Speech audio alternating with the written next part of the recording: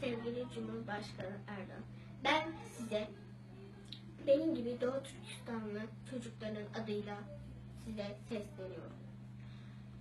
Ben size bir şey söyleyeceğim. Babam her gün geldiğinde sizin haberlerinizi izliyordu. Her gün kaçırmadan izliyordu ve ağlıyordu. Ben de babama bir gün dedim ki, baba çizgi film vaktim geldi mi diyordum. Babam da diyordu ki, kızım ben Erdoğan Başkan'ın haberlerini izleyeceğim diyordu. Sonra ben de baba sen niye bu kadar çok seviyorsun diyordum. Babam da diyordu ki bu mazlum çocukları kurtarıyor diyordu.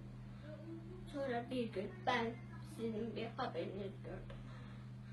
Arafat'la Suriyeli çocukların kafasını koklayarak severek kucaklıyordu.